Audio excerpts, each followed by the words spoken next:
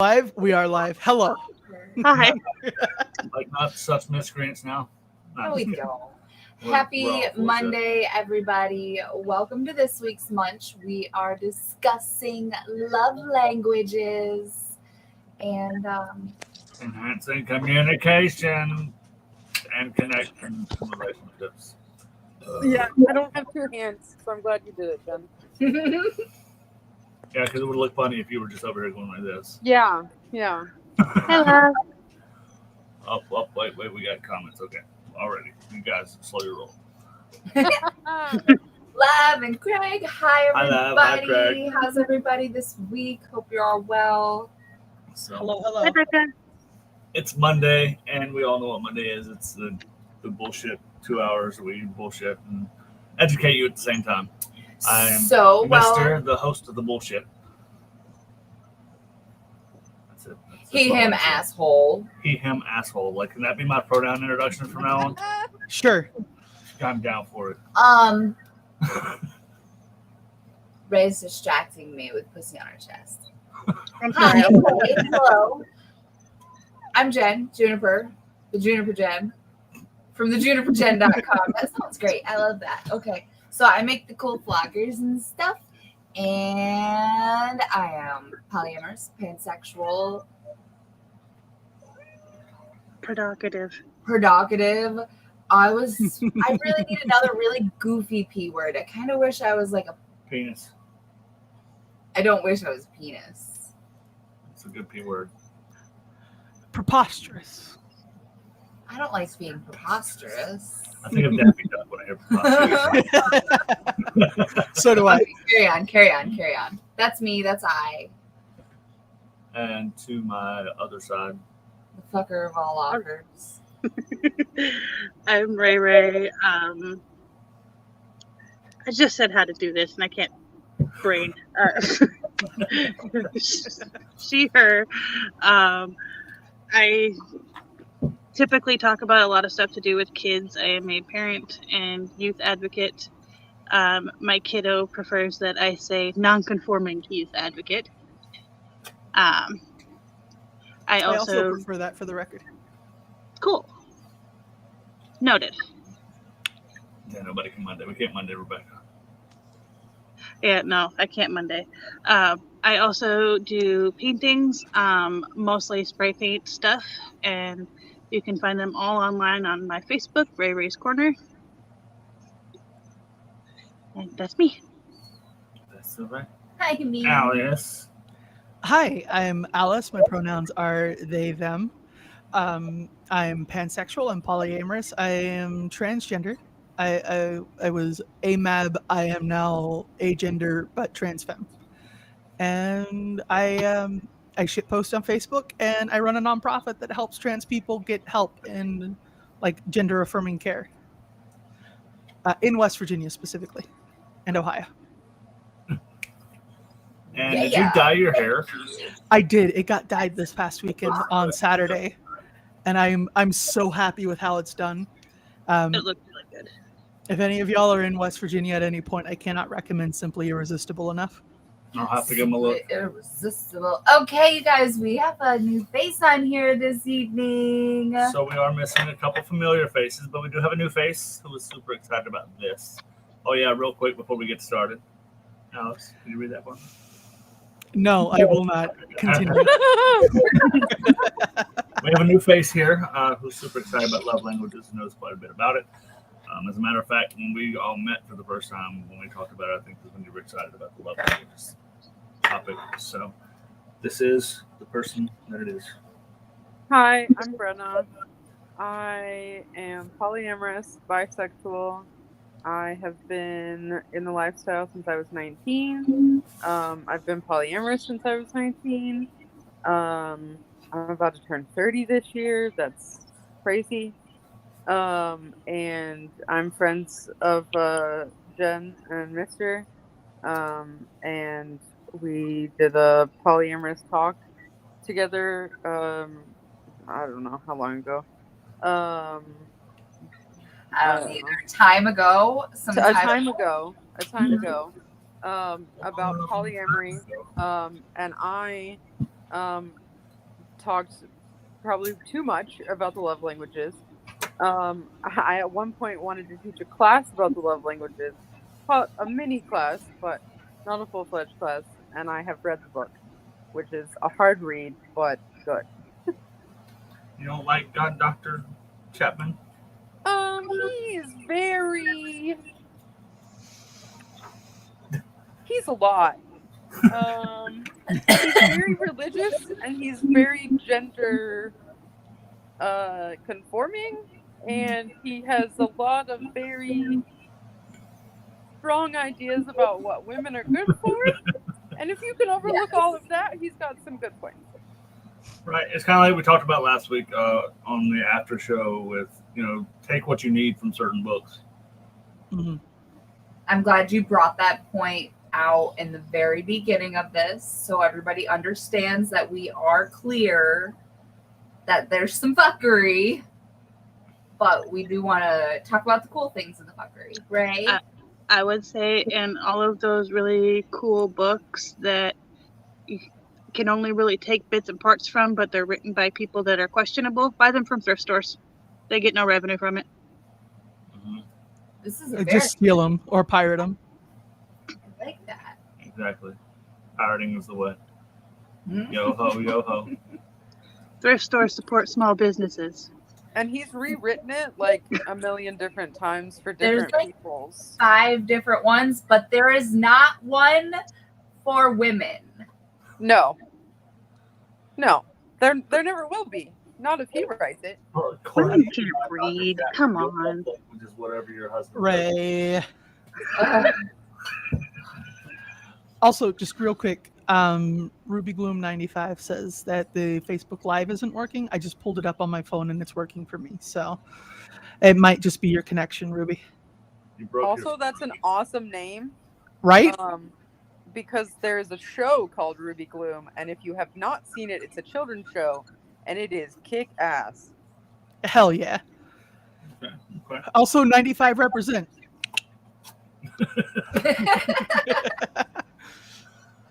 Children. Excuse you, I'm 28. Thank you. I'm only 33. So. I'm a child at heart, and I never want to grow up. I'm not sure I'm gonna. Growing up is optional. It is only getting older that is inevitable. That's right. What? I had a tweet earlier that I can't remember that summed me up perfectly. Give me just 2 seconds, because it's me. Did I it think- say something asshole? It's like you know me. Nice. Well, I mean, happy to maybe have you just back. a smidge. Happy to have you back, Ruby. I'm at that age where my mind thinks I'm still 27. My humor suggests I'm 12. My body keeps asking if I'm sure I'm not dead yet.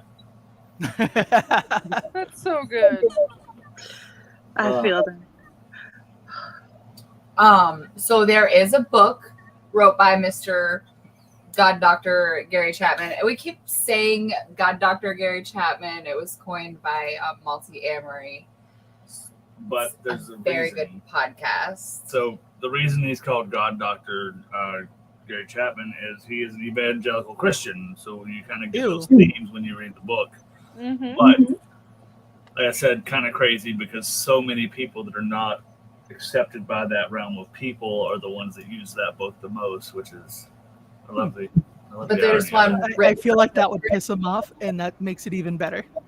it. Exactly. What are the 5 love language books? There's one written for children in gifts. mind. No, that's not the languages. But there's the 5 books that we were talking about. He just asked, what are the 5 love languages? The 5 love language books. Okay. Oh, okay. Yeah, there's one for kids. There's one for grandparents. There's one There's- for men. There's one for what? Men. I found it at the thrift Oh, store, yeah. by the way. We have it. Both of them. So there's one for romantic relationships. I don't remember what that one's exactly called, but it's like But he has taken this concept because at the end of the day, it's a pretty decent concept. Being able to understand the way somebody receives love. Mhm. is a good concept, but he takes it and he spreads it out into Yeah, he does. like, and he's had it on Amazon since Amazon was in business. So like, it's one of the highest sold books on Amazon, and it's crazy. So let's clarify this. There are 11 books. Okay? Fuck. 11. It's like it's food for the soul for people that want to know who they are. There's the 5 love languages. The 5 love languages for men. You guys want me to read like the whole chapter, like the whole title? No, No. no. The 5 love languages of teenagers. The 5 love languages of children. The Teens Guide to 5 Love Languages. Keeping Love Alive as Memories Fade, which is the 5 love languages in the Alzheimer's journey. Huh. Whoa. Okay, I'm The interested. 5 love languages military edition. I'm interested in all of these. Ooh. Oh my goodness. The 5 love languages single edition. I just want to hear like God speaks your love language. And yes, I'm going to read the whole thing there. It says how to experience and express God's love. Sharing love abundantly in special needs families. That might actually be decent. I don't know. We'll consider, but we'll get into the nuance of all that I'm the stuff. last one. Building love together in blended families. The 5 love languages and becoming step family smart. But yeah, not one for women.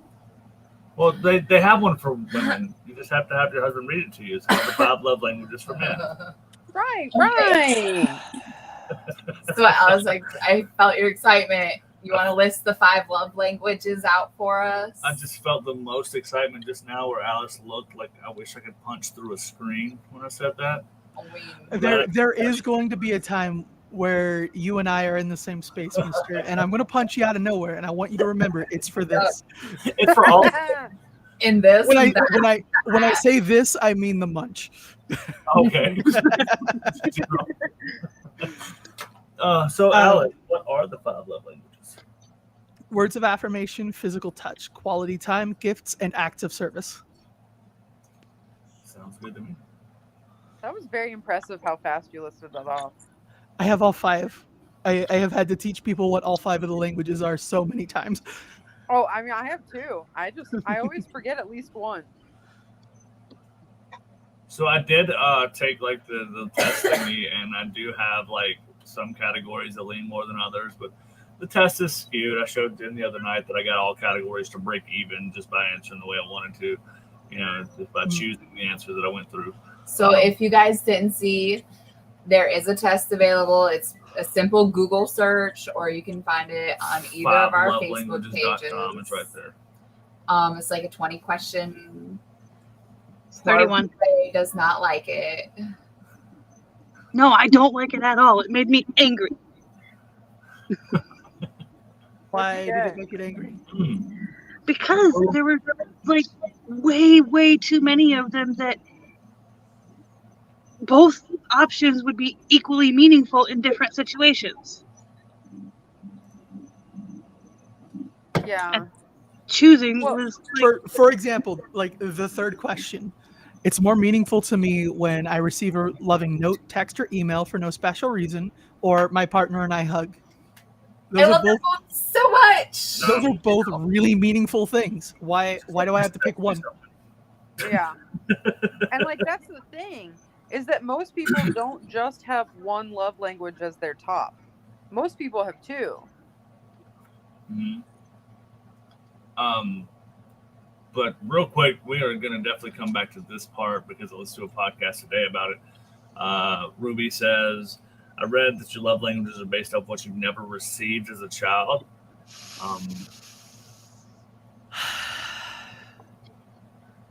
I don't like that theory. Well, that theory, though, has been presented in a couple different studies. I'm not saying it's wrong. I'm just saying I don't like it. Right, absolutely. I get it. Quality time is my top one. There's an implication for people who have all 5 that isn't Right. very pleasant. Yeah. actually, come to think of it, it does kind of make sense. Yeah. And that's all the darker we're going to get on that. Yes, moving forward. absolutely. Absolutely. Moving Yes. right along. But there are some studies that correlate that show that it's possible. But Jen and I talked earlier when we were listening to that podcast that data can be skewed no matter how you look at it, because they did a study and it showed like men's top was physical touch, women's top was words of affirmation, and then they did a study on Hinge, the dating app specifically, and then like it changed up like significant amounts of data. And like, what about trans people or non-binary people? Right. That's going to throw off your data. I think it, at the end of the day, is very individualized for what love language you're going to speak and what language you're going to receive as well. I mean, and I also feel like it depends on the partner of what language you prefer to receive. I feel like that definitely skewed my answers because I was taking it within mind of Mr. presenting gifts or notes or whatever, whether that be meaningful from him or not. But what if I had other partners in mind? That's where it gets too confusing. I just figured out how to win at polyamory. Speak all the love languages. You have to pick, Just you have now? to pick one of each love language, it's like the Infinity Stones. Oh, okay. Oh yeah. No, what's really good is when you find multiple partners who also have all 5, so you can be like, this is what I want right now. And then bam, they're right there and they're ready. I mean, like I said, you can have multiples as your top. So really, I mean, if you have 2 partners, then you have 4 out of the 5 love languages potentially. You know, and we kind of talked about it a little bit last. Like we talked mostly about these things after the show. We were kind of prepping for the show. Mhm. You know, I feel like you can't have one without some of the other. There all- is a bit of overlap. They coincide and coexist and I mean- relate to each other very big. Most things involving interactions between humans have coinciding things because humans are multi-layered creatures. They're like onions. Ogres are like onions. They make people cry. I love that movie. That was a trivia question tonight at the Compere volunteer picnic thing. I got Oh. it wrong. I didn't know that was the first animated movie to win an Oscar. Oh yeah, no, Shrek won. Shrek set records. Like I remember that, but Snow White won the first Academy Award for animation. Mhm. That's what I was thinking of. And they were like, "It's not a Disney movie," and I'm like, "What the fuck? What animation movies are not Disney? There's none that exist." This wasn't a multiple choice test. No, it was just trivia, just general trivia. I had to write down the answer. We got it wrong, but Terrible. we still won in the end. I got a gift card to hand us. Okay, so you guys, what would be trivia be considered out of all the love languages? What would be playing trivia with a partner be considered? It could be quality time, or if that partner knows all the things for you, it could be acts of service. Mhm. Very Oh, good. yeah. I'm gonna do my best to keep this much on topic tonight, you guys. Before we go too far down the rabbit hole, like we always do, so we talked about what the 5 love languages are, but we haven't talked about what they are. I think that's a So, good idea. what words of affirmation? Words of affirmation is positive feedback or praise or just an uplifting message. I.e., good Void. And the camera goes off. But absolutely, those little things you get here. So I went through and I got a list made of like unconventional ways. Write a song about your partner. Dedicate a star to them. Oh, that's cute. What? And if you have a beautiful little polycule, you can dedicate all of the little stars to them and Make make your a own constellation. picture. A constellation, that's what they're called. Yes. Picture. Lav, shut the fuck up. There's also like poetry and stuff too. One of my partners recently wrote a moderately spicy poem about the two of us out in like the woods, No, and that was really nice. Aw. That's so sweet. Aw. That's really sweet. I like this one that says have a custom poster made of a quote that they love. I want that one. I mean, it's kind of gift giving, but at the same time, if it's something that makes them feel, their daily affirmation or something, Yeah. even though it's not you saying it to them. That's something that reminds they them to would look at see that every day. every day. That's perfect because that's a perfect example of both. Mhm. Because like for somebody that is words of affirmation and gifts, it checks both of those boxes. Mm-hmm. It also can check the box of acts of service too, especially if it's handmade. I like this one. Hide encouraging notes in unexpected places they will find during their day. Asterisk, probably don't do that one if your partner's autistic. That would drive me insane. Just a little I love you note. Post it like in your pants pocket already before you even put them on for you to find like later. I put on my pants and I'm going to go, what's crinkling? What the fuck? But then you find it, you're like, oh, it's wonderful. Yeah. So it's like, it's a roller I bet if it coaster. said good void, you would be like, oh. Why am I being bullied so hard? We're only 20 minutes into this. So hard. This is gonna be a drinking game this time. Well, I'd be drunk. I think this one's pretty cool. This is kind of for your not to get into the nuance of the words, but for your nerdier people. Get a voice artist to record a personal message from their favorite character or celebrity. Like one of those what the fuck do they call them? There's a whole app for that shit. No, I can't remember right now. That would be really cool. Hold on, wait.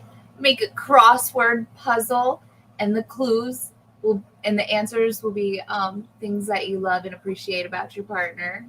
Aww. Yeah. Oh man, Lab is winning the game right now. Made an origami heart for Alice. Origami Just hearts for the win. Said I love you, and I set it on a tray. So when they went to get breakfast in the morning. So that's acceptable, right? Like it's not hidden in your pants or your If socks. it's not hidden, like if it's out in the open, that's fine. Okay. And like So that we're talking specific one, about- it didn't just say I love you on it. It said enjoy your breakfast and I hope you have a wonderful day. I love you. Aw. And that was Aw. set up on a tray with all of like the dishes I needed to make breakfast on it. Nice.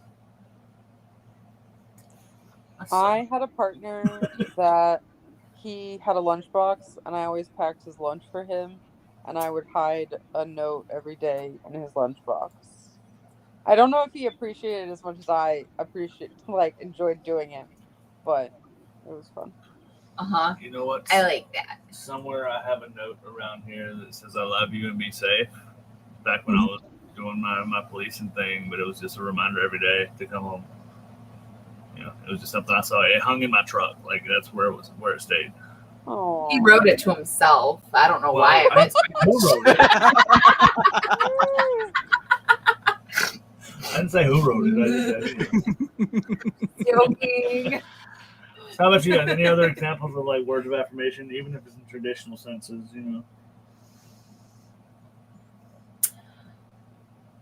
How about the most OG one? I love you. Can I just say, Um, middle school, I got burned out on that because me Yeah. and my girlfriend would sit there on the phone while I was playing video games, I and love like you every more. 5 minutes, it was just "I love you," just because we had nothing to fucking talk about.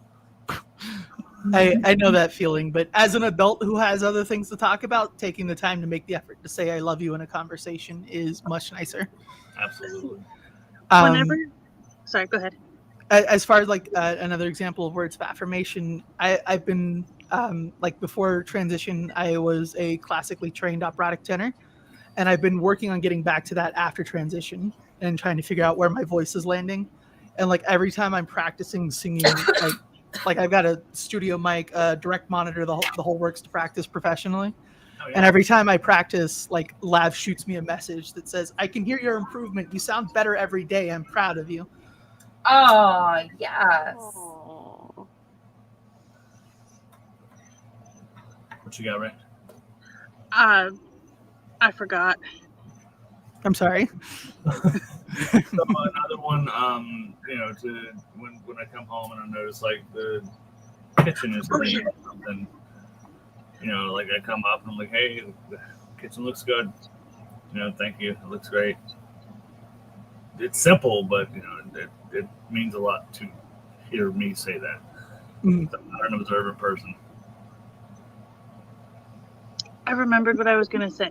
It wasn't to add to the words of affirmation, well, kind of, but it was a movie quote that anytime somebody says they're burnt out of the words "I love you," it reminds me of a quote from A Walk to Remember, where I can't remember exactly, but the one person says to the other person, "Well, what if we get to the point where saying I love you is just like saying cheese sandwich?" And the other one goes, "Well, then I cheese sandwich you forever." That's cute though. It is. That whole And movie- actually, that does relate. You can bring it back with like little inside comments that mean something just to you and your partner. Absolutely. Mhm. Quality time. Quality time. See, I think this is like, to me, it's like the Affirmation number most 2. subjective. My quality time, she can play video games. I can sit right here on my phone and I am happy as fuck.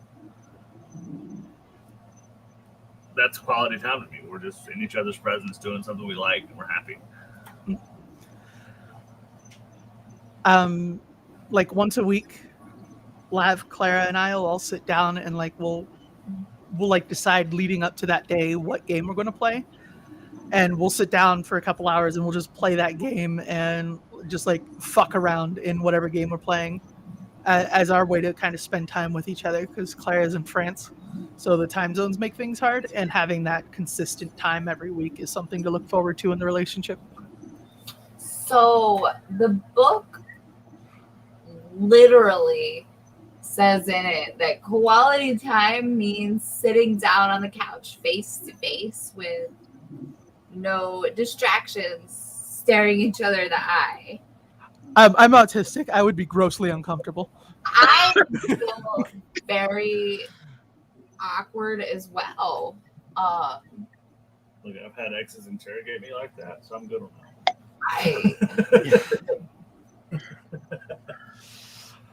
You're muted, Brenna. Why can't I hear the? I see the lips are moving. Nope.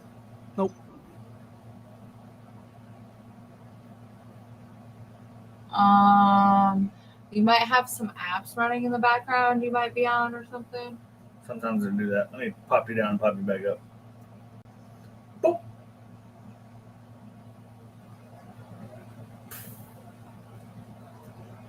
Nope. You broke your phone. So we are unable to have quality time with Brenna because we can't That's hear. what happens with iPhones, you know? It's one of those things. So I agree with what you said earlier, Mister, about quality time being the most subjective of them, because there's a lot of people that just sitting and staring into each other's eyes would be awkward as fuck. But I think it just boils down to spending time in whatever way you and your partner connect the most in. Like, if you like to be outdoors, sitting out in the front yard together can be quality time. If you like to do your own thing but be together, that can be quality time. It's whatever makes you feel connected with your partner, consistent over time. And that's like we talked about in the date night munch. That's where I disagree. Like, the movies are a bad idea, because if we're both huge Marvel fans and the newest Marvel movies coming out, we can sit there and not say a word for 2 hours and just be happy as can be and really bonding on that level. Even That if whole, even if it's like like a first date, you know, like we can be bonding non-verbally without even realizing it. Looking at each other like, oh, what's Brenna's gonna still happen broken. next? Oh, what the fudge? Okay, so do I kick you out and then? Okay, That's what she just said. She's going to leave and come back. Go all the way out, come Good. back. Okay. But I feel like I say, quality time just depends on what you define as quality time. Mhm. You if it's going to the gym together, that's quality time. I mean, Like quality time for, like, say, me and Miss Jen. I could be sitting over there painting. She could be sitting over there making her floggers, and we would Yeah. both be encouraging each other, and that'd be quality time. Hmm. I can sit here and write Super all day meaningful, with yeah. my headphones on, and she's just sitting over there shooting people on Red Dead.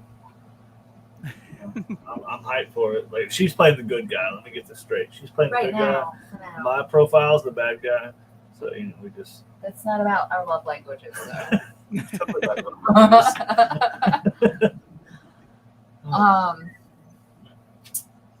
Volunteering together is kind of a quality time way you could always do that That's very. if you both care about the same thing, or you care enough about your partner to do something that you may not enjoy. Then it wraps up that acts of service in with the quality time. Live and I do work for the nonprofit together all the time. I feel like the meaningfulest. We're gonna roll with it. The grammar knots is not here tonight, so the meaningfulest quality time to me is through conversation. Can you hear me? Yeah, Yay! Brenna's here, but through conversation and getting to know someone. So that could honestly be like via right now on this thing with Bob and text message, going out on dates and talking, and just that's my quality time, is the deep connection. Yeah, I was gonna say before I cut out and nobody could hear me, that I feel like quality time can be very different for different couples, but essentially it's about bonding. Like, it's coming together and sharing something that you both enjoy, that you both like on some level. Like when you were talking about the movies, like, it doesn't matter that you're sitting there not talking for 2 hours, because as soon as the movie ends, what's the first thing you're going to do? You're going to discuss the movie. Mm-hmm. And then you're gonna have that much more to talk about, discuss your feelings over. Like, oh, I loved that part. Oh, that part sucked. Why did it suck? Why did you love it? And there's a lot of like the nonverbal interactions. Like if you're like really hyped for what's about to happen and you look at the other person and they're just bored out of their fucking mind, that'll make kind of bad time. But if they're like gripping the armrest, like invested in the thing you're excited about, there's that interaction, just seeing them be excited about the same thing with you. See, like, I struggle with stuff like that. I look bored as fuck 90% of the time when I'm out. Oh yeah. Like at the show the other night, we're having a fucking blast. Just yeah. sitting there, just enjoying my time. Yeah. I mean, you looked bored at the nature park, even though you're sitting there taking a million pictures of random stuff up close. You look bored as fuck. I have resting, boring face. That's my RBF. That kind of have the other RBF too. Yeah, you know. You're just bored and pissed off. So there's create a DIY project together. That does not sound like fun. Now you create yours and I'll create mine, and we'll do it near each other. But we're not working on IKEA furniture together.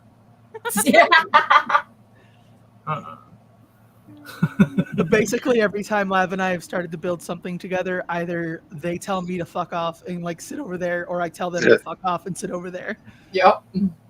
That was actually the only question on there that there was zero debate on, was the one where it was a choice between a partner helps me with a project that I'm working on or anything else. Anything else at that point? Like, walk up and hit me in the face. When we have that, like one of us is building something and the other person fucks off, the other person will be like looking at memes and just walk over, show them a meme, and then go back and find a better meme, and then show them another meme. I think it depends on the thing too. Like, I mean, I suck at adulting, and so like, if I was like, hey, this adulting thing is really hard, can you just like sit with me and give me pointers if I start to fuck up? Then I feel like that would be something. I But- tried to do that with Lab a few times. I usually end up taking the tools myself. I was gonna say it's one of two things. It's either the person watching is like, "Oh my God, what are you doing?" Or you know what? Here, let me help you. Let me help you. You know, here, you watch how I do this. Let me show you how this works. Oh, build a fort and have a movie night inside. I want that one. So the first house that Lav and I lived in together, we had like a canopy frame There's a for our fort. bed. We had a canopy frame for our bed, and we had like That's curtains hot. hanging from it, and we put like a bed sheet over the top, so it was entirely enclosed, and had like fairy lights and a little tray for our laptop, and we would just I bet watch y'all movies fucked a in lot. bed. Yeah, Uh, yes. This is my fiance I'm talking about. Yes. Absolutely. Yeah. I tend to be. I like at home driving movies. Like if you want to get your laptop, hook Oh, it up, auxiliary cord to the Mhm. to the car, and just play that shit as loud as you can, like you're in the movie theaters. That's fun. Start a 2-person book club. We like to listen to audiobooks together and podcasts and discuss them. That's a fun bonding experience. I read to Lav. Oh, We're currently going through a book called All the Beginnings. oh. It's like a trans guy exploring his body after having had a couple kids. So, like, are you recording this and putting it on your OnlyFans? I hadn't considered that yet, but no, I'm not so far. You might Um, could, yeah. That would be a thing. yeah. Oh, yeah, for I'd sure. subscribe. I I'll listen to the stories. Okay. I had a girlfriend, and her and we weren't on the same book at the same time, but we were reading the same series. So we were talking about the characters. The series is called Breeze Submission, and it's a BDSM book, and I highly recommend it. It's great. And there's some very steamy scenes in some of these books. And so the guy that I was dating at the time, he would like look at my face, and my face would be all red, and he'd be like, "Go ahead, read me the scene."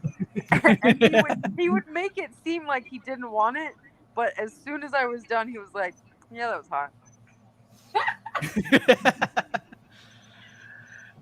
I don't know how well you can see it on camera, but there's like my glasses are fogging up a little bit. Yeah. Fuck words. Yes, mister, that was why. Just want to make sure, we have to be on the same page there. So I specifically got this list to get some free ideas under the receiving gifts aspect. I feel like that's a really important thing to do. I mean, I know not all of us have like disposable incomes, and we don't always aren't able to go. Let's take a week vacation to a cabin and all that stuff. So Let me interrupt and make sure I steer your brains away from receiving gifts as being like a monetary thing. It's not about the value in currency. It's about the value in filling your love bank.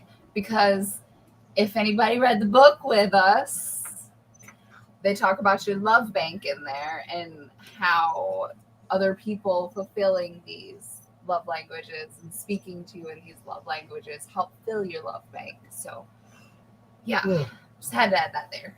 no, for sure. But I mean, at the same time, though, if the monetary value is a part of like your situation, Absolutely. rock and roll with it. Mister, Right. that's what I had my hand up to say. Are we fucking agreeing for once? Shh, don't tell me. But that is very true and significant as well. Ow! Oh, I like Rebecca's comment. The Ray, do you need a moment? Yeah, the self-made coupon books are fantastic. And Ray does need a moment. She's getting beat up by pussy. Has been most of the night. It's great. But this one actually, the first person I thought of was Ray. Was make homemade artwork for somebody. That's a write and give them a story featuring them as the main character. Depending on how that book goes, I guess. Write a story involving both of you. Sorry for disappearing for a second. I tried to pick up the kitten and it clawed my titty. Well, yeah. We knew. Okay, cool. I wrote my girlfriend a poem that made her cry once. Aw. I didn't write it with the intention of making her cry. It was just it came. Just a bonus. It was just a bonus.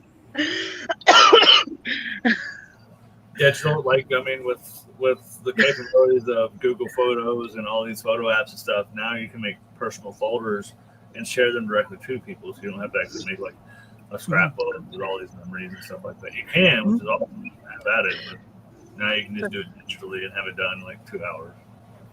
Yeah. I wasn't laughing at your poem. I was laughing at the comment. Oh. But- Yeah. That's a good one. One that would not be good for me to do is draw your partner. I would challenge. it would it be a stick figure? It would be worse than a stick figure. I believe in you. I don't. I do. This ain't the little engine that could, okay? It's a little engine that can't. No, it can't. I believe in you. Is that your Okay. homework for next week? Well, that's, Okay. So if you cannot draw portraits, another example would be some sort of abstract art that represents how you see your partner. Nope, 6 Or- lines. 6 Good lines job, of canvas. Or like a picture or portrait of something they enjoy. Right. Like I'm not super great at painting myself, but at one point in time I was painting like Starry Nights, which works really well for Lav because Lav loves space. Ooh, she says she's working on a spicy drawing. Yeah, they've been saying for a few months they're gonna draw me Oh, it's and gonna be a tentacles, good one. and I'm not going to explain the rest of it because Wrong censorship. app. Yeah. I'm looking We'll forward just to it say- though. We'll just say spicy you. But I was also gonna say that like the gifts don't have to be expensive if they are like super personal or meaningful. Like I even just for friends, like I have a friend who's obsessed with Stitch. And every time that I go anywhere and I see like a little Stitch plushie or a little Stitch whatever, I pick it up for them and I just Stitch is randomly give it to expensive. them. What the fuck are you talking about? That's Disney. No, Stitch is not that expensive. It's expensive, Mm-mm. little fucker. There may be different definitions of expensive going on here. Well, there also may be different locations in mind too. Like a lot of stuff Disney related might be expensive to some, but there's thrift stores, yard sales. Dollar Tree. My one success thinks that Dollar Tree is a little expensive sometimes. Well, I mean, some of the shit they have there. It depends on what you're buying. Like if I go to Walmart and I buy a composition notebook, I'll get like 180 pages for $2 or $3. If I go to Dollar Tree, I'm gonna have to buy like 6 30-page books to get the same thing. And then at that point, I'm paying like $7.50.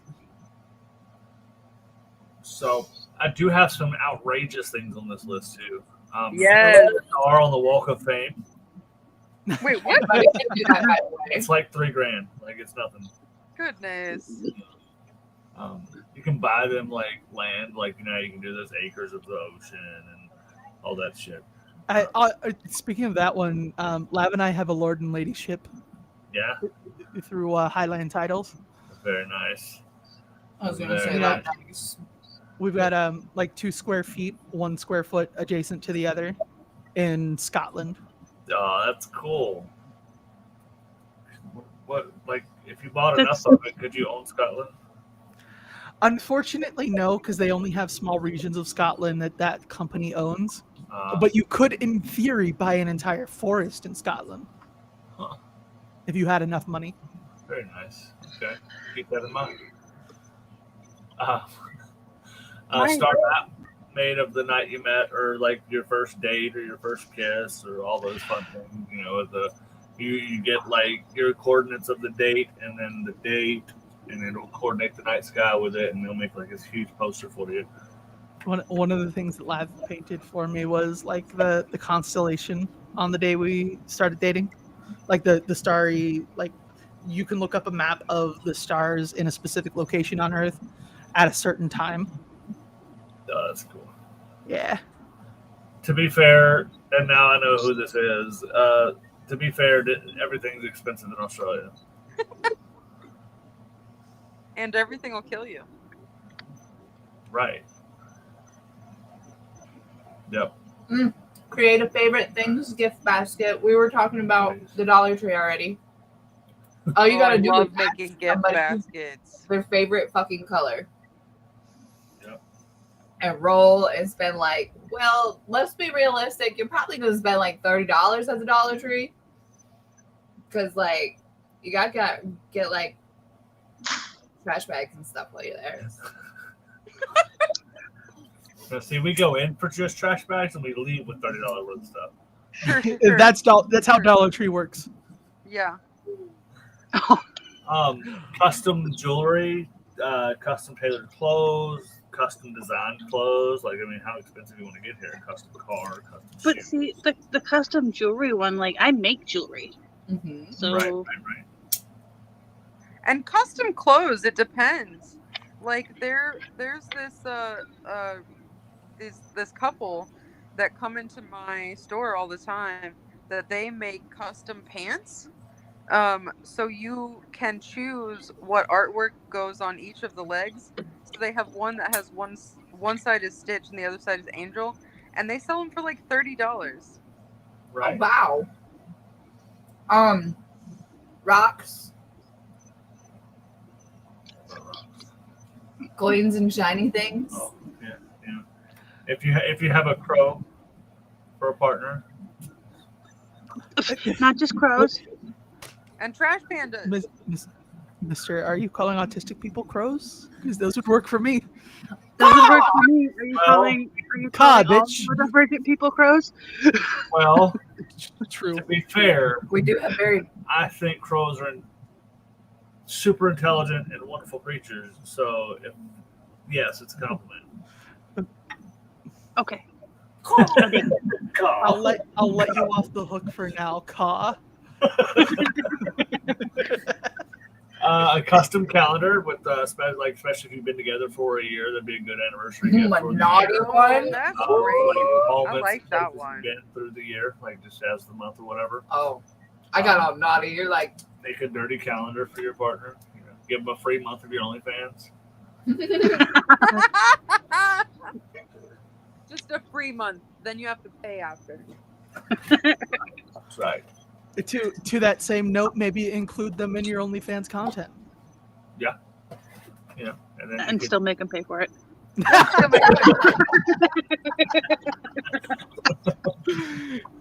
Don't. a subscription box. We talked about the serial killers thing. The Hunter Killer, yeah. That's something that you could, purchase for them so they could enjoy it, especially if you're in a long distance relationship. You can purchase it for yourself and them.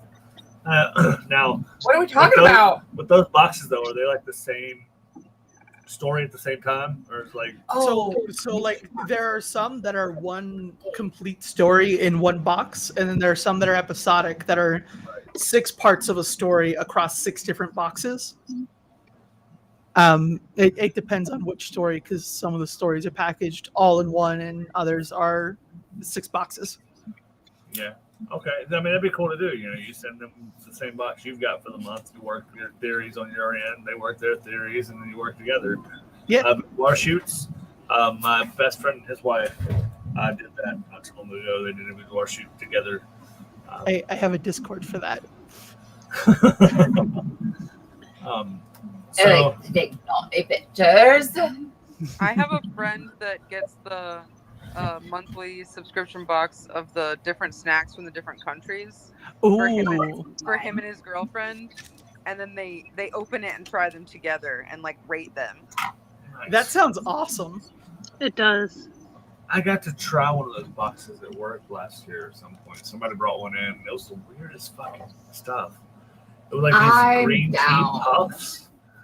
They were like the baby puff things, but they were big, and I'm totally down. it was almost like it was gross. It was I want not to do good. that. I would just absolutely like absentmindedly snack on green tea puffs. Right? See, no, I couldn't do it. It was like it was a texture thing, and the green tea thing tastes kind of weird. It should be like the liquid, and it's not. No, see. Anyways, moving right along.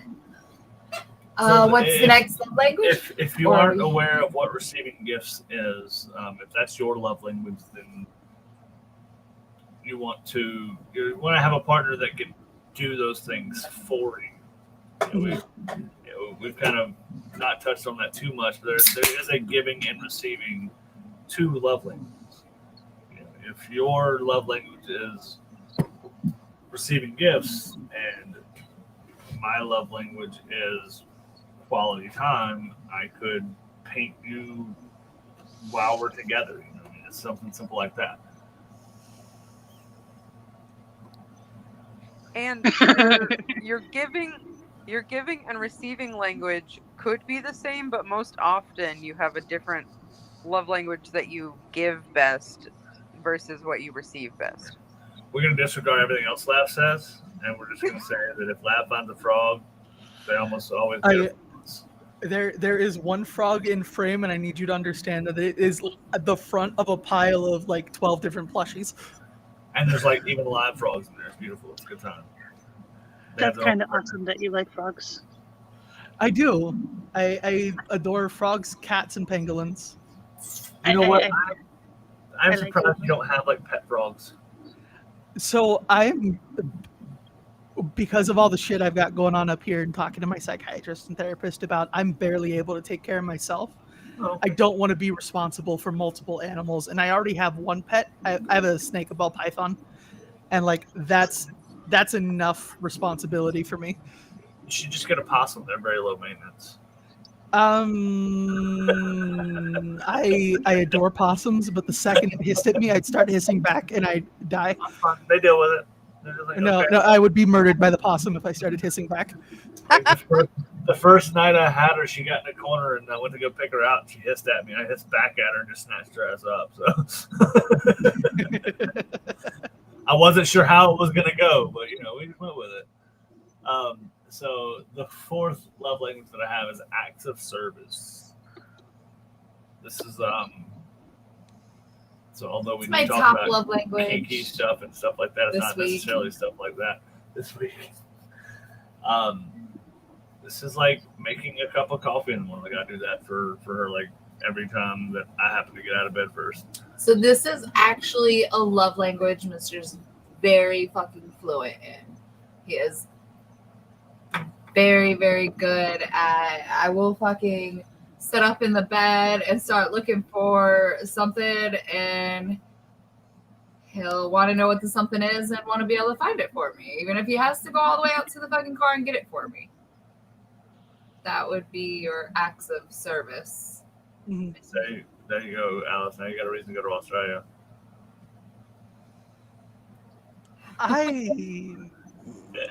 I have a couple of reasons to go to Australia, and it's not finding wild frogs where I'm supposed to be shitting. Well, 2 birds, 1 stone. Touche. I mean, it might make the process go quicker.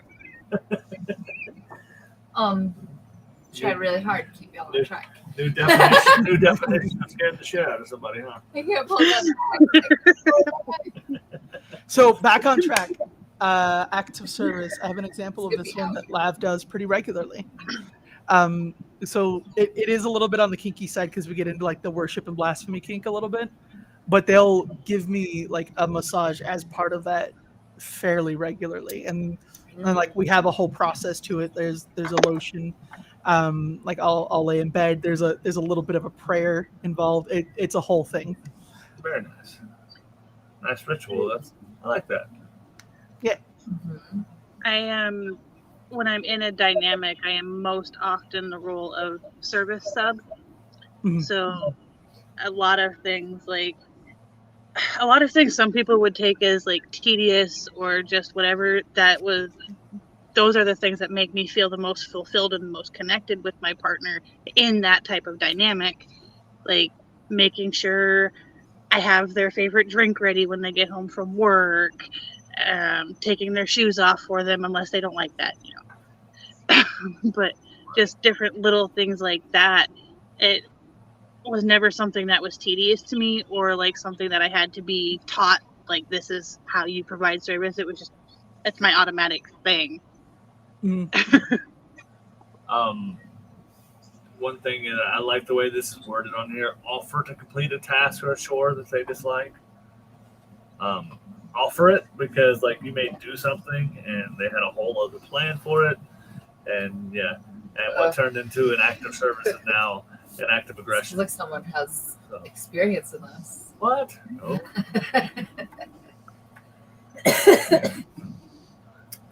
Consent so- chores matters too, people. I will say in the book, this is where he starts to get a little icky on the gender norms and say that like that acts of service is more like for a male partner to do rather than a female partner, because the wife belongs doing these things already. And it's just a little ew. So Gross misogyny. and just Yeah. ew him with us and then take the good things out of it, like other acts of service that you might enjoy or whatnot. After a man gets home from a long day of work and he does the dishes for you, that's an act of service. You should be appreciative. An act of service that I do somewhat regularly is when we have a special day, I'll make dinner and I'll prepare broccoli and I'll make usually New York strip steak, a very specific way. That's just our special occasion meal, and I'll make that from scratch for Lav and I. So food Food. is a whole love language itself. Food, honestly, is every other love language combined. Yeah. Yes. You can meal prep for your partner if you know they have a busy schedule coming up and don't have time to make dinner or grab lunch because work is insanely busy. They can grab something out of the freezer or the fridge, and I can take it with them. Copy a love note on top of that and get that words of affirmation going on too. Bread is my love language. No, you don't understand how much bread Lav makes. They could open a bakery and they just give it to people, and it's fucking delicious. So like a bread. It's a gift. It's an act of service. Making the bread together is quality time. Oh, I love it. Smacking their hand when they get in the way is physical touch. No, mister. That comes later when you're having the person feed you the bread. Oh, okay. Yeah, that too. No worries. I see that look, Ray. Some other acts of service. Oh, plan a surprise event or party with or for their friends and family or family. Depends on situations and stuff. Yeah. What's Ray up to over there? Pouting. Nope. Why? Keeping. Did I cut? Mm-mm. Mm-mm. Okay. I didn't think I did. All right. I'm going to let y'all be. Let's see, much like Alice's face turns into the color of their headphones, Ray's face is starting to turn into the color of the straps there. The rest of them are like detail, like the car, do task for them, like Like I clean their watched the desk car. off. Yeah, clean the desk. I love I that like one. to clean Mr. Desk off. Like that desk right there looks clean only because I made it look clean before we started much. But like I practically live in sloth mode when I'm working, and like it'll get out of hand for like a day or two, and then I come in and the cleaning fairy just showed up. And I don't know. You know, I thank her because she gets the credit because the fairy's never here when I get here. So Well, you're not supposed to thank the Fae. That's a thing. is that a thing? Yes. If you thank the Fae, then you owe them, and you Yes. don't want to owe the Fae. So I should It's not say dangerous. any of you ever. I again. don't. I'm not the Fae. I just fuck the Fae.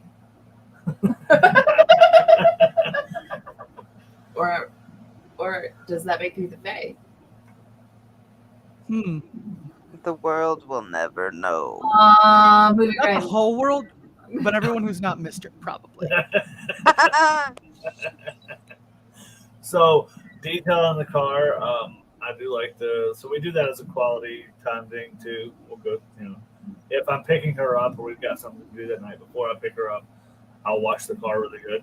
Or right as we're getting ready to go out, I'll make sure I wash the car really good. But every now and then we have nothing to do that day, and we'll go by the car wash, get the nice fancy Supreme wash because we get cheat codes. And you get to see the pretty lights. And I- then we vacuum and do all that shit together, Light and we roll show. on about a day. I was gonna mention the car wash. It's one of the things that like scratches my brain in a good way. So Yeah. like if we're going downtown, Lav had a membership for a while to like an infinite number of times per month car wash. You just pay the subscription. So like every time we went off to get dinner, we went off and like got a car wash on the way to getting dinner, or like we got breakfast and then ate while we were going through the car wash. Love it. So, do we want to move on to the next one? Acts of service is pretty. I mean, Because it'd be cool to use the last half of Munch to talk about some newer Oh yeah. aunts. Some nuance. Did you Yeah, say Newer nuance? aunts. It's a Love combination of the languages. words new and nuance. Newer aunts. Neurons. So the last is physical touch, and so real quick, physical touch. Most people immediately go to like sex. Well, that can Let's be talk one, but about more often than sex. not, it's not. Wait. Sex is not the primary reason for the physical touch. Mhm. But It can be. Lav made a comment 7 minutes ago that kind of fits under this one. That was 4 minutes ago. I don't know. The something that I love. Oh. Okay. Yeah. You were asking for Munch math. Munch math, don't math. Aww. But yeah, something to love is Forehead kisses. Yeah. Oh yeah, that one all day. Coffee, forehead kiss, has to. Like it'll get to the point where like if they're working on something, I'll just like walk into the room for like 10 seconds. I'll be like, "Hey, give me your forehead." What? And then I'll just walk away. right. So fun fact about forehead kisses. Forehead kisses are it releases a bonding chemical inside your brain. Mhm. So forehead kisses make you bond to that person easier and faster. Interesting. It opens the portal between your brain. It is, however, important to talk to the person before you start, like with forehead smooches and shit. Like get consent to smooch them, Yeah. and specifically get consent to smooch that part of them. Like one of the people I'm dating doesn't like being kissed on the face anywhere that isn't the lips. So that person, you don't forehead smooch. Like grab their hand and smooch the hand or something. What kind of cheek kisses we talking there? No, just like legitimately, just like Oh, yeah. right on either side. They bottom so hard. Oh wow. Okay. So But we've kisses got versus Okay. physical touch. hand holding. Doing that, the gym thing together, working out together, doing something gets you. One of my favorite things to do, like if my partner's working on something, randomly walking by and just a quick 2-second shoulder massage, things like that, just to, if you can tell they're tense, doing something to relax them. Lav Booty does that slaps. sometimes, but I get compared to a cat because I'll make him stay and pet me until I'm done getting attention. Yeah, me too. Bite them so they know they're done. Or just get up and walk away. I was dating a guy that really had a very sensitive head, and he had long, beautiful hair, and so I would like go up behind him and like zhuzh the back of his head for like 2 seconds, and he would like instantly melt. I don't know what a shush is. Like Like taking your hand and like running it up the back of someone's head, fingers through their hair. this. I don't think I like that. You do though. See, Jen, I have the opposite reaction to that, and I can't elaborate somewhere that's not explicit. I'm picking up what you're putting down. I got the vibe that you're right there, Ray. Yeah. There's shedding going on. Organizing a surprise water balloon fight. How I would perfect is murder that? everybody involved. Just when If they I walk- show up and someone starts throwing balloons, I'm throwing hands next. I tell you what, though, I do, there's a couple I've seen on TikTok several times. That's what they do. Like they set up elaborate ways to get each other with water balloons. And it's fucking hilarious. I mean, if it's a running thing, like it's a bit between two people, that's different. But like a surprise water balloon fight, I would murder people. Yeah, on TikTok, I think it was on TikTok. There was a couple that had like a Nerf war kind of thing going on, where like they would each like set each other up for like a Nerf fight. Like they would Oh, put yeah. a Nerf somewhere in the house with a note, "Come find me." My favorite one that I've seen, the guy got home and like walked in, and on the coat rack there was a note saying, "There's a Nerf gun hidden somewhere in the living room. Find it before I find you." See, now that like Ray, that I takes know, a lot- I know where you're going with that. No, you don't. I'm not predictable. if you do have like that, if you have that prey predator dynamic and play in your, in your dynamic, that is a great way to do it. It is it's not necessarily, consensual. it's not necessarily Consensual, the, big thing. the freaky, like I'm gonna hunt you down and all that. Like it can be that way. It can be, I'm gonna come find you with a Nerf gun. Like get your shit together. Let's go. Better hide. One that an ex-partner of mine did. I don't like halfway hugs. Like I don't like the one-armed hugs or like the hugs that are like 2 seconds and it's over. Mhm. And so like we would push ourselves to see how long we could like stand there hugging each other before it became awkward. I love that. See, I'm not a close proximity person like that. Like, she'll hug me, and I'm like, okay, cool. All right, go on. Go. Scoot. Lav and I both are, so if we started doing that, we would stand there until it was time to go to bed. We could start at 6 in the morning, wouldn't change anything. So the little I'm on the same page as you there. Yep. the little quiz Lav, I that do like it, Chase. we all took kind of suggest a lot of PDA when they're referring to physical touch, which can skew our results across culture lines. And because PDA is unacceptable in a lot of places, and we're fucking wide open in America. In places where it's less acceptable to like, kiss or hug someone, PDA can be something as simple as a hand brush. Mm-hmm. Yeah. And then America is just wide open in all situations. Some people can't show that they are themselves in public, and that fucking sucks. Yep. But I also feel like this is another area that like it's hard if you take it like directly from the book, like the book's meaning of physical touch versus like what physical touch means to each specific person, because that one and also acts of service can be very personal for the people. They're not as cut and dry as the other ones. Right. Mhm. And like with physical touch, like especially if you're out in public, what that meaningful touch is depends on the people involved. Before transition, I used to be like dress pants, dress shirt, t-shirt under it, cuff sleeves, the whole 9 yards. And like I had necks who would just walk around with their finger through a belt loop, and that was their intimate touch. Very nice. I thought of a thing that would fit both acts of service and words of affirmation. Of course, with consent, but advocating for your partner in an area where they aren't being heard and they would like to be. I like that one.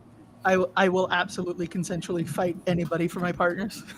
That's absolutely an act of service that we didn't cover. Would be like even down to paying bills for one partner and taking care of all of the finances, adult shit. And like if you run into a situation where like someone's misgendering your partner, just correcting them on the pronouns or the gender terms would also be a pretty potent act of service. Oh yeah. I'm down to correct people. Like it used to be in the most nicest way possible. You know, the first time the nice way. Correct them with physical touch. Damn right.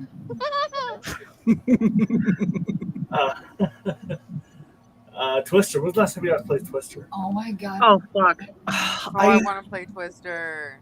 I love Wait, are we Twister, talking but regular Twister or special Twister? either one. What is special Naked Twister? Twister. What? What's special Twister? Spicy Twister. Yeah, spicy Twister. Clothing okay. optional. Unfortunately, none of my partners are flexible enough. So Yeah. there's that, but there's also like I played a lifestyle version of Twister where we used rope and different hard points were different colors. Ooh. Okay. Yeah. I like that. And the last Aftercare. one standing won. But I like that. Aftercare would absolutely count. Aftercare could fit any of the above, depending on what your aftercare needs are, and that's really what most aftercare is all about: is reestablishing the love and the boundaries and the connection. Somebody on Steam Beautifully says I want to said. play Twister. What's fun? I don't think I have the capability to play Twister anymore. I would try I to play do. Twister, and it would end up on another episode of something or other led me to the ER. So that wraps up all of the 5 love languages that were depicted in this particular Gary Dude's book. Does anybody have any questions or any input to add about these 5? Because we have a few newer ones to discuss and bring to the table that you all might really like. As with most of the things that we suggest or talk about on here, expressing love languages is as diverse as humans are. No two people are going to be exactly the same, and that's beautiful. Yes, very good. Speaking of diverse love languages, I do want to mention for a moment that there is a set of neurodivergent love languages that's pretty commonly shared around. Yeah. I got them pulled up here. Info dumping. If any of you have seen me start talking and not shut up about something, you know what I'm my talking about. Yes.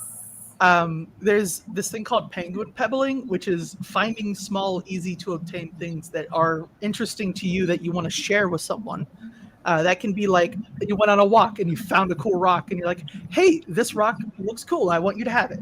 Or it can be like sharing memes, or if you're on TikTok, being like, hey, I think you'd like this video 50 times a day. There's parallel play, which is kind of what Mr. was describing earlier. It's just doing your own thing, but intentionally doing it in the same space. Deep pressure, which is like just laying on your partner or using your body to put pressure onto their body. Oh, snap. Most of the people I know of who like that refer to it as just crush my soul back into my body. I love that. And then there's support swapping, which is I'll help you do this thing, you help me do that thing. And you can either do it simultaneously or you can alternate. I like all of those. Yes. I mean, that makes sense. Yeah. Never mind. Sounds kinky. You have no idea. 777 777 Studios has no idea that we keep it pretty even kill and public friendly here. Is Let- boot crushing let- a physical touch? Could be Is what?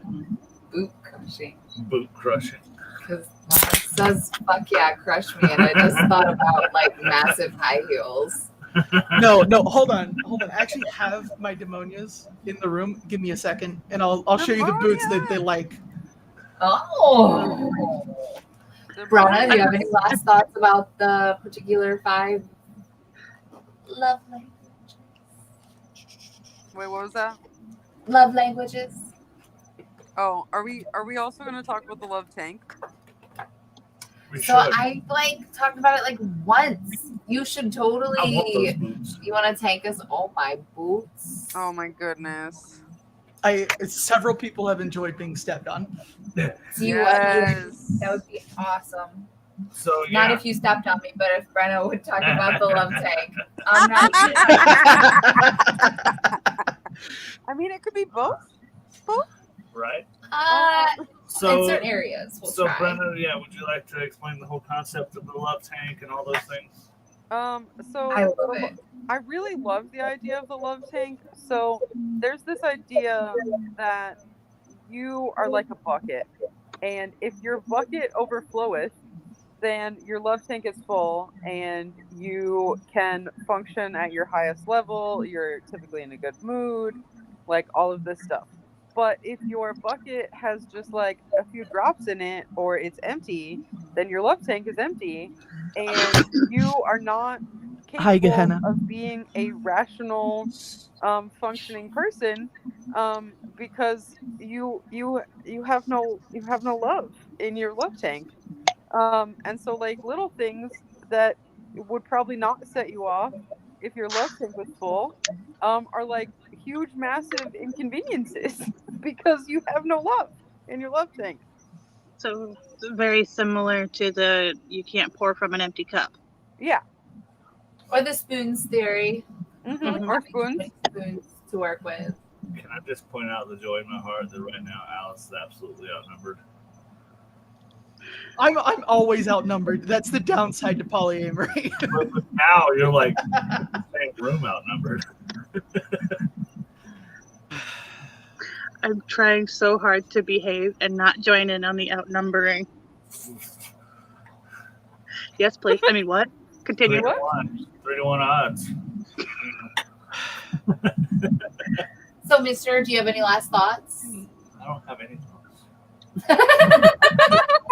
Man, I wish I could have your brain. Oh I man, have it's too many so thoughts. empty in here. It's nice, like having like the perfect place for real estate. When it comes to the book and reading these books, and although there have been revisions through the years, remember that this was originally written in 1980, like sometime in the 1980s. So its concepts are still okay. The source materials are not. You can look at the love language. Okay, here's what you need to take away from it. Open it, look at the chapters. This is the 5 love languages. Cool, that's what they are. Now figure out what those mean. And The another source. quizzes. There's also like taking into consideration none of these are new concepts. As long as humans have been humans, humans have expressed love for other humans. Now the ideologies of how the correct way to do this, yes, are very outdated in a lot of these books, but the basic concepts are timeless.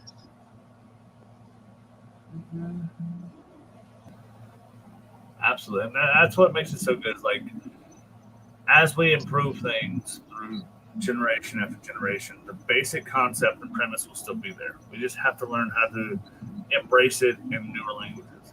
So I would love for a new love language book to come out. Like, something not written by Dr. Chapman.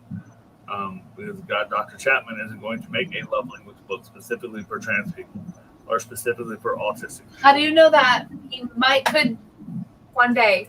But Chapman no. is unbiased. I would I love don't to wanna- see. No. People could change. I don't want to would read love that to book from see- an evangelical. Go But ahead. anyways, that's a very good point. Maybe he. Anyway, Brenna, Right. please go ahead. I would love to see somebody write the love languages from a poly perspective and then also from a BDSM perspective. I know there's a lot of overlap, but it's also very distinctive of the two. Like, it would be so good to look at it from both individual perspectives. What about one person who is very much into both? I mean, then there would be a lot of crossover. But I Okay. mean, the more books, the merrier, right? Then spanking is a love language. Yes. So we don't. There are some other love languages that we can't say on here. Well, there's. I think this is fantastic. We know I'm a big fan of my AI. So I got to throw in the 5 love languages. If anybody wants to run with this, please do. The 5 love languages for BDSM: clear communication, mutual trust and respect, aftercare, shared exploration, and consistent learning and safety. I dig it. Wrong with that. So somebody write a Okay, book. awesome. Yeah, because it's that easy. I dig it. So my final thought is just like they were saying, take little bits and pieces from it and use that as a tool, as a communication tool, and enjoy your life. Love your people the way you love your people. It will change and be fluid throughout your life because we are humans and we change. And when you get old, your acts of service is going to skyrocket because you're going to appreciate somebody Change doing the diaper. things for you like that a lot more. Go ahead, Alice. I would like to amend that to love people the way that they love and find people who love you the way you love. Okay, If take that. If- So I have. Go ahead. Go ahead, Brenna. I was gonna say that if you were in a relationship with someone and you can give them love the way that they need it or want it, but they can't give the love language back to you, you may not be compatible. You need to find somebody that you can give and receive those loves fluidly. I also want to add on to that a little bit. You can get fulfillment of those love languages in ways that are platonic as well as romantic. So like Mhm. if you have someone that you really care about, but like they don't like doing this one thing you want to do, you can just have that dynamic with a friend and be like, if you got a person who doesn't like spending money on people and you want someone to buy you things, just go find a friend and buy each other things, right? Your romantic partner or partners are not the only way to fill your love tank. Yeah. It can be with any human interaction. Anarchy. So I'm gonna say something controversial. No, Mister would never. We have a brand. Listen, you went almost an hour and a half. I'm proud of you. What you got? But I want you to understand it's only controversial because of the way it's going to come out before I explain it. The 5 love languages is one of the left political spectrum people's, the left's Atlas Shrugged or 1984s, because the majority of people have not read the absolute content of this. If they did, they wouldn't probably jump on board with it so much. They realize how much misogyny is in it, how much of it is Christian based, and all those things. They do what I said. They open it, they skim it, like these are the 5 languages. Cool, I'm going to learn. That one sounds like it's me. Let's figure this shit out. And they take a cool quiz online. But most people were not included in this, obviously. Mm. You know, with the sample size, it doesn't apply.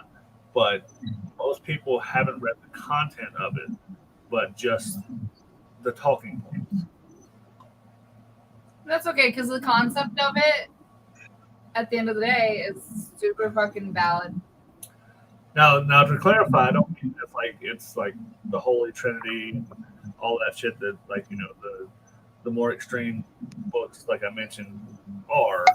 It's just something that a lot of people, like non-monogamous, stuff like that, just kind of skim over just to get the general concepts, take what they need, and roll. Good, Alice. Let's see that was. That look was, I had a thought and I waited so long it's squirrel brained. It'll come back in a minute. All right, so we're gonna get the 5 love languages of polyamory on this one. Transparent communication, Yeah. equal consideration, Yeah. time management, Oh, supportive autonomy, and shared experiences. very nice. Mr. Send that list to me. I'll get writing. Hell yeah. Put it in the doohickey. And the doohickey. Let me just fill it first. Group thingy do. Fuck. Group spit on it. Okay, everybody spit on the doohickey for Ray. But love languages are just that. It's a language, and everybody can be fluent in multiple languages. They can have just a little bit of knowledge in some. They could not have any concept of one at all. According to the test, my physical touch love language is 3%. But I do like physical touch. So, these tests are what you take from them. Myers-Briggs, Hogwarts House, all that bullshit. It's what you take from it and what you want to make it. I mean, you can manipulate personality tests all day. Mm-hmm. So only you know how you feel.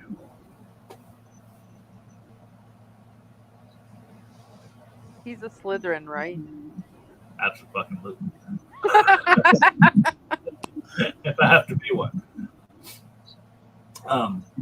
Yeah, I dropped those in the messenger thing there. Well, Thanks. if any of our amazing viewers have any last thoughts or anything to add in, we'd love to hear your input. And What about doohickeys? where are we sticking it?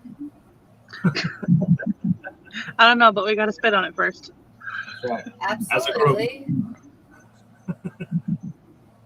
Oh boy. You had something scroll up. Do I have like tons of things pulled up. You had some more of age of now time love languages we could discuss. Yeah, that one. I don't know. I like Lav's comment. Hickeys are a love language. Oh, it depends. Depends on what you're With anything like kinky, because that's kind of getting into S&M.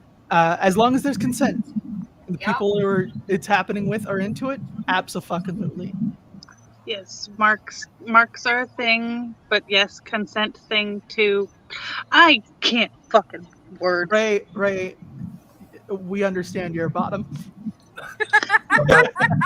somebody spit on the doohickey and now Ray can't think. So, 5 more modern love languages we could talk about. If you guys want to. I mean, we only got like 30 minutes left, right? Sure. Is mutual growth and empowerment.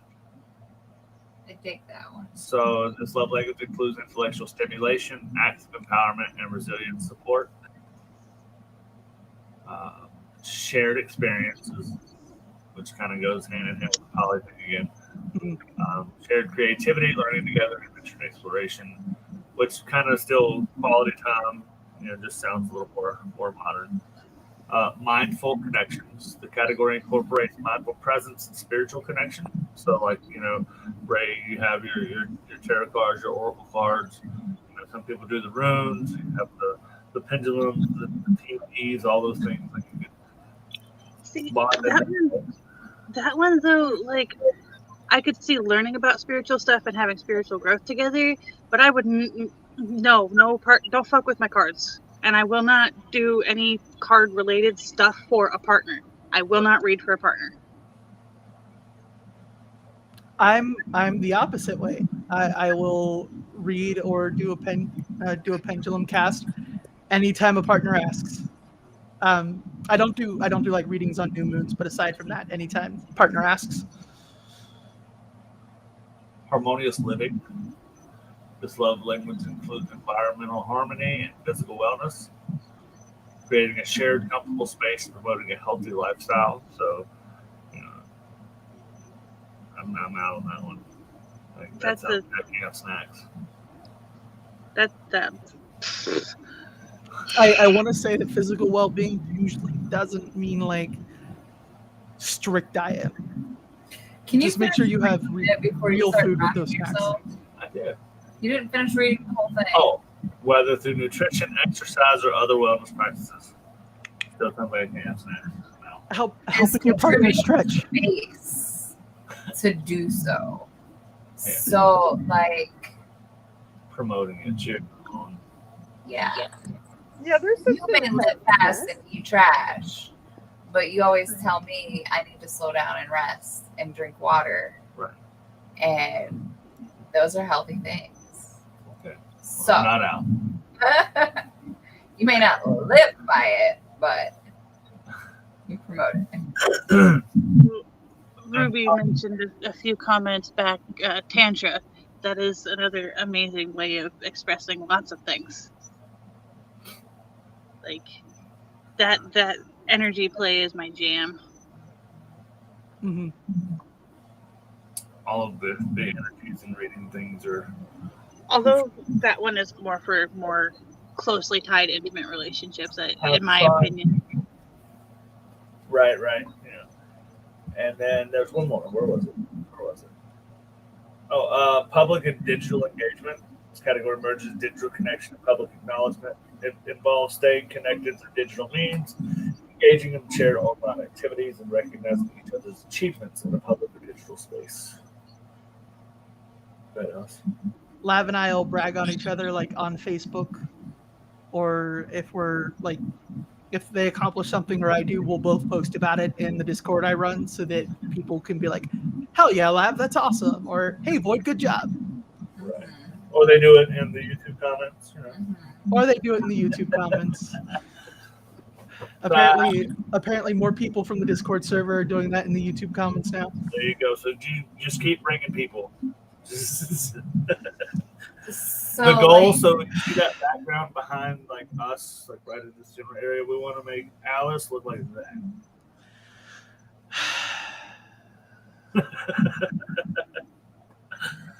In a good way.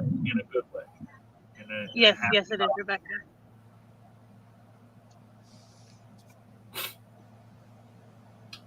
Tantric just sounds. they've ran my brain train off rails so many times I can't keep up anymore, you guys. I have thoroughly enjoyed this Monday Munch and the conversation, but I'm pretty sure we're not on topic at all anymore, and it's a wrap. I don't know. I can't get everybody on topic. I have a So- homework assignment for you, Jen. Oh, What? You're breaking up. Can't hear you. Can you We're learn on the there. sign for consent? can I learn the sign for consent? Absolutely. I want I to don't learn that sign. What? Look it up on Isn't the that something side. though? Look it up right here. We'll do it right now. You know how homework is. You got to do it now, or you'll never do it at all. I never did it anyway. I know. Yeah, I mean, I still don't have that paper. I Paper. just double checked myself because I want to make sure I had it right, but it's you come in, you swoop, fingers up. Ooh. Like I can throw a link in the chat. What figures? Show me figures. Swoop, fingers up. I'll throw a link in the chat for you. Private one. Ah. Yeah. I looked it up in the dictionary thingy. Alice is correct. Oh. I always try to double check myself because I haven't studied ASL in a long fucking It time. helps to have your legs open, but this is consent. There you go. I feel like Snoop Dogg. I start trip walking in a second, y'all. Consent and communication. There we go. Can I just say, like, as somebody that's never learned ASL, blows my mind to watch people, because I have a cousin he's partially deaf, but his girlfriend at the time, or his wife at the time, was absolutely fully. Don't watch on your homework.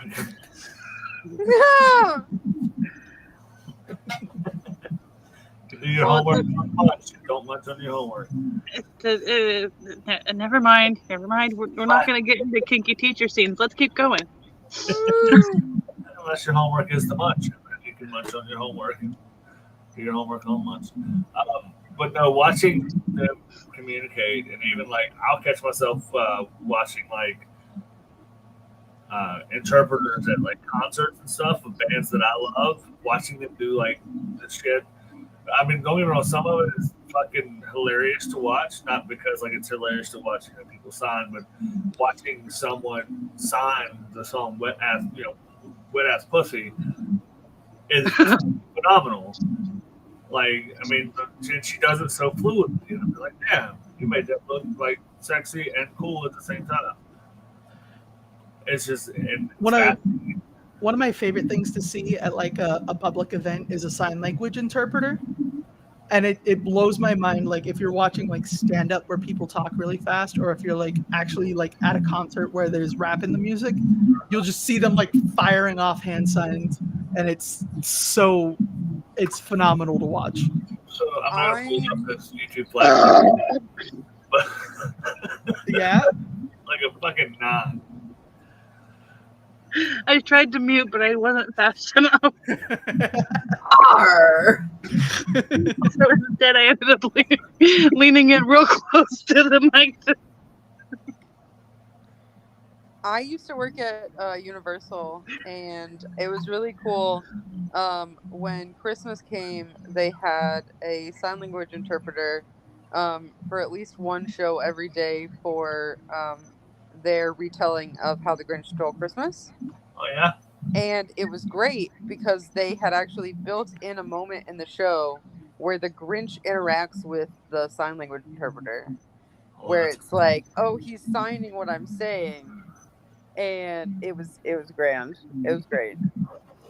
So one of my favorite, I love ventriloquists. So, and first one always comes to people's minds, like Jeff Dunham and Peanut, and they have this whole skit where he talks about how they had an interpreter, and he'd fucking do something with his mouth, and he wouldn't say anything, and so he's like, the people are like looking like, fuck, you're not telling us the fucking joke. Like, let's get on with it. It's fucking hilarious. To interact with your people like that is great. To make you're able to make a group of people a part of the joke, not the joke, but they are a part of the joke, and they get to enjoy it as well. So it's good. It's fun stuff. But if you guys ever get a chance, check out Rap God by Eminem being signed at a Firefly Music Festival. And like that song at the time, he set the record for the most words rapped in like a certain amount of time or whatever. And the interpreter never misses a beat. I don't know, I don't know if they missed a beat or not, but from what I'm watching, like it just looks like I think they do words. Huh? Not beats.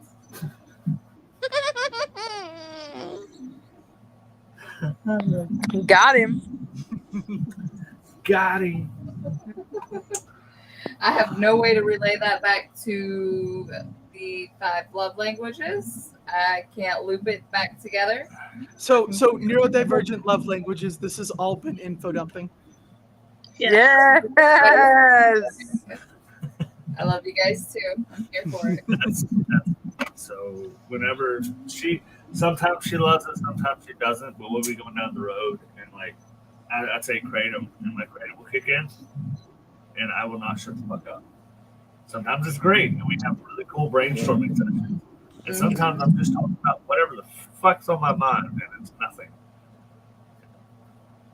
Again, I really need a vacation in your mind because I sure would love to have nothing in my mind. It's like Chernobyl. You may say it's nothing, but to me, So it's a lot. So as someone who was recently diagnosed with ADHD, the nothing up here is actually thoughts moving so fast you can't see them. There's so much in there that it looks like it's empty. makes sense. So you guys, my eyes personally don't go fucking back there. I cannot see shit. That is something neat about her. So when we say, like, if I were to tell everybody to close your eyes and imagine like an elephant, we all can. She cannot. Start, Her but brain like, can't visually draw it when she has her eyes closed. I feel so sad for her because I can imagine. But if- weird shit. But if your eyes are open and he says, imagine an elephant. like, You see an elephant in the table. like I can't fucking Is it? see elephants, but It's not. I know. So elephants. it's like your brain isn't giving like an image. It's just giving you like the description of what an elephant is. Right? I don't know how to explain it. Is your imagination blind? It just like I have auditory no examples? idea. But like I know what an elephant looks like. But it's not like I can see a fucking elephant. Ooh, I want to do that. And I would like to see Wait, the comment, not that, not none of it.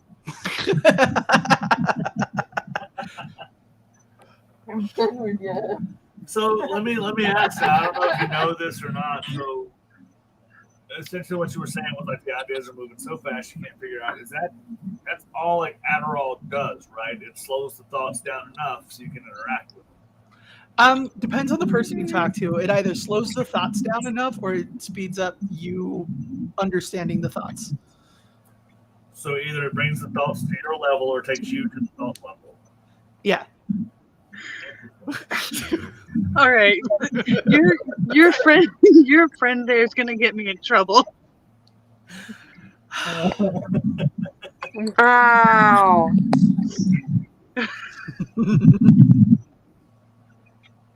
What I was referring to was the comment a few comments back, the fact bouncing thingy, and that. That's like half of my dates with Clara. We'll be like, hey, we're going to do this today. But before that, here's this thing I want to talk about. And then we'll just bounce back and forth for 2 hours. Yeah, I smell bullshit. Okay, we do a lot of things on Munch, but we do not ever lie to each other. Okay? Yeah.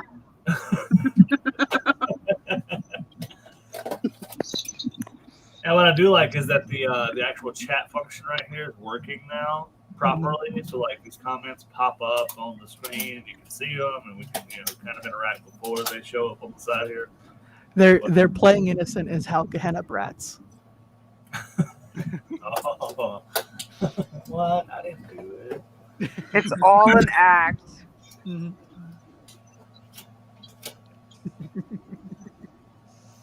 don't look at you can I have got no zebra cakes, bro. We're good. We're good. I got zebra cakes. You can have my last 2 brownies. Because there was like 60 of those brownies in there yesterday, and like when I sent you off to work, I had a big glass of milk in all of them.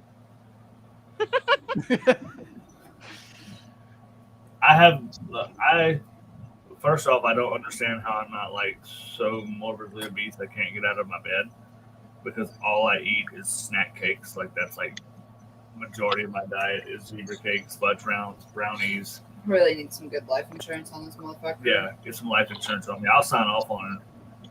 Saying Red Bull snack cakes, like that's like my diet. But yeah. Okay. Everywhere else Do we I'm have any closing doohickeys? Fuck it. closing do it. Doohickeys. I think I the think wikis are close more my for thing. opening than closing. You gotta Yeah. start first as a group. So Oh, I I'll don't know. give it a start. Any closing thoughts? It's kind of like we wrapped things up earlier. What else? Go ahead. I remembered the squirrel brain thought from earlier. You were talking about how people haven't read like the 5 love languages. Another thing that's really common in these conversations around the love languages is like the 36 questions to fall in love, which is like the clickbaity New York Times list name. But the study that they published out was the 36 questions to build closeness and connections. And like that was just another example of things being taken and like almost twisted. I didn't know like the best way to word that. It's just like it's the only comparison I had in my brain at the moment. Definitely not the same. Like the jackasses that are quoting 1984 because they read 3 sentences of it If that. are not the same as the folks that say my love language is physical touch because I love it when my partner gives me a big hug and a kiss. I like Not the my same. dick. I'm so sorry. No, Jen, you have no idea how hard I've been fighting the urge to say that this whole stream. I am proud of You us. just had to wait till I was taking a drink, didn't you? See, that's what you call us. Like I said before, that's a server trick. You wait till somebody's doing something and you just chime in. Fuck the doohickeys. But You gotta spit on them first. keep in mind these love languages are not definite.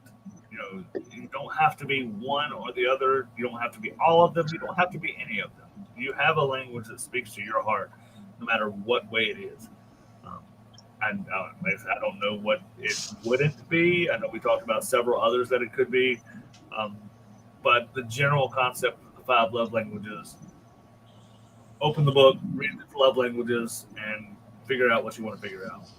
If it doesn't Figure it fit out. in a category for you, then find something else. Find a different way that you love and that you want to be loved.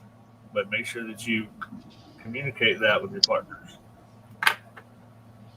Also, the 5 love languages, like the names of them are just the jumping off point. Like they're personal to you, they're personal to your relationship, they're personal between the people.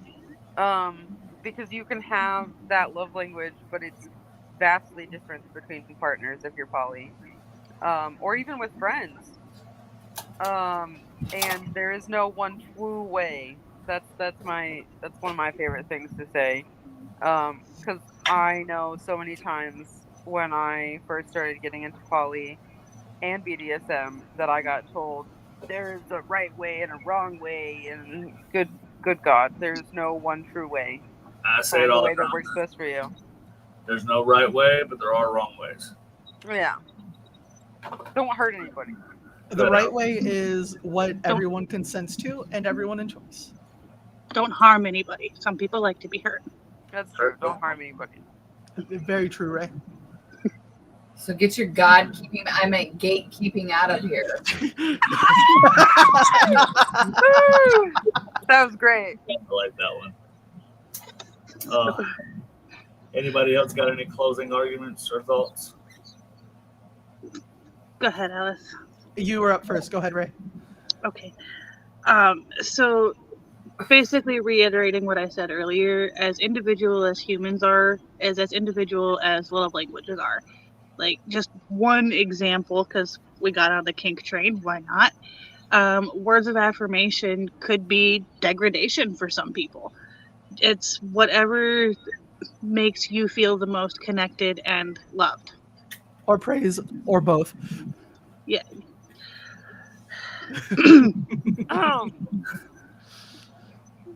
Learn what makes your heart sing and your panties wet. I'm getting sleepy, so the filter has gone away. I think that should be your catchphrase, Jen. Okay. Everybody gets a catchphrase. Well, fuck, what would my catchphrase be at this point? No, that's loud. What was the catchphrase I gave you last week, mister? Oh, I don't remember now. I don't either. I'm very fucking catchy. Ray, drop it in chat. What's wrong with you two?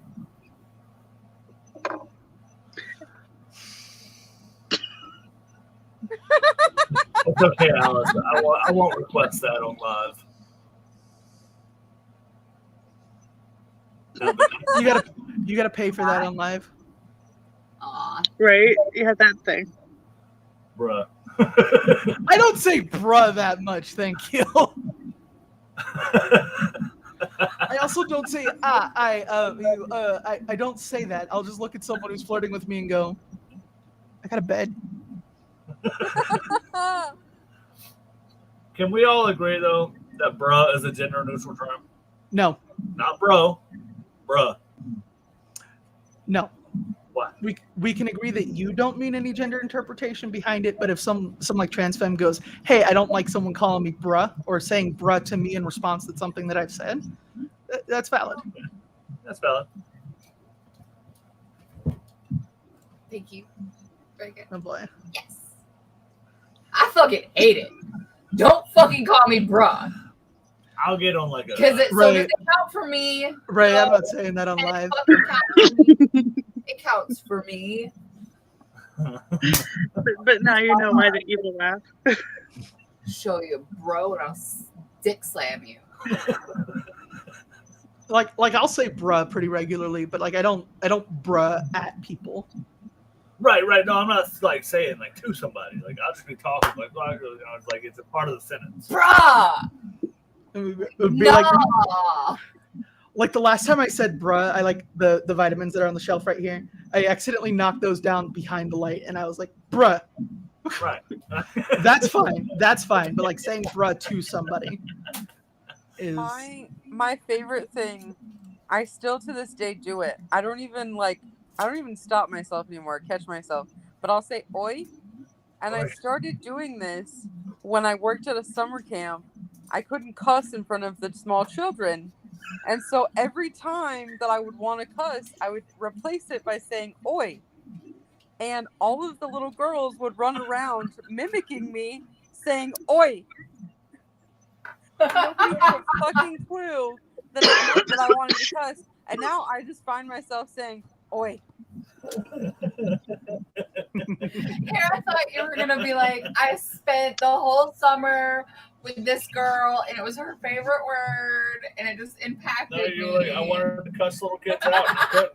No, yeah, I wanted to cuss those little kids because I had the teeny tiny ones, and they can be infuriating sometimes. Oi.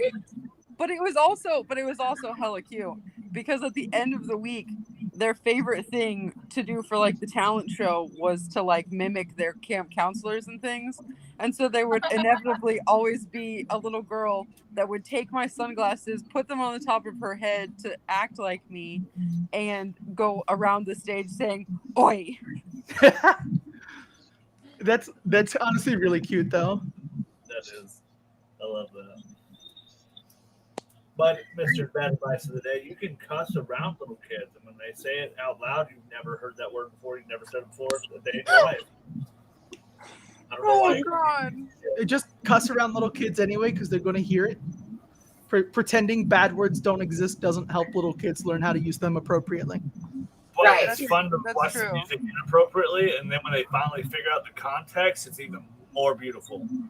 I mean, one of my children's first word was fuck, but it was used appropriately.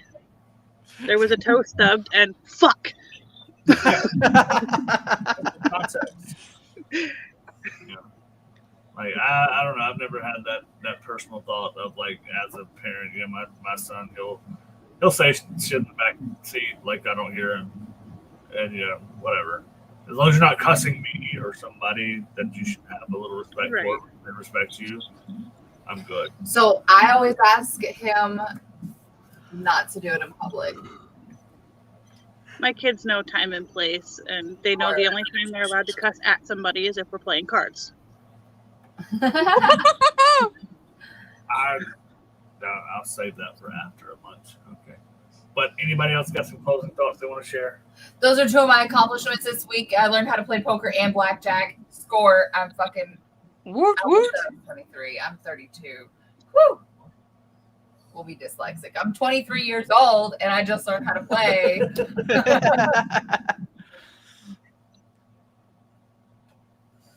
Closing thought. We already had a bunch of them actually. Oh, yeah, So we've like, had I hope y'all have a fucking great weekend. I wonder what next weekend is. Well, you what next guys week? stall long enough for me to pull up the document. Closing thoughts for love languages. Love people the way they want to be loved and find people who love you the way you want to be loved. Yes. Buddy. Oh, this would be a good one, and we definitely need to get David and the rest of them to come watch or join if they'd like to. I think it's great for everybody that's here right now. Oh, Plus, I'll show you finding your tribe, building a supportive LGBT community. I think it's obviously it's going to end up being a little political, so if you don't like politics, might want to not jump in so much, but you know the segments are hopefully going to lead into creating safe spaces, fostering inclusivity and acceptance in your social circles, connecting with others as far as events, groups, and resources, and the power of allyship, where assholes like me have met people like Alice. Did we hit all of the talking points for tonight? I don't know, pulling you up. We did. Okay. Oh, so let's see. Discovering your love language, how to express and receive more efficiently, effectively. Navigating differences, balancing diverse love languages in your relationship. I didn't touch that one at all. Let's go ahead and get rid of that one. It should say speak their love language. Creative ways to show love and appreciation for your partner. Yep, go ahead. I would say that I touched on it when I said that you can have love languages that are different from your partners, and you can have those fulfilled platonically as well as romantically.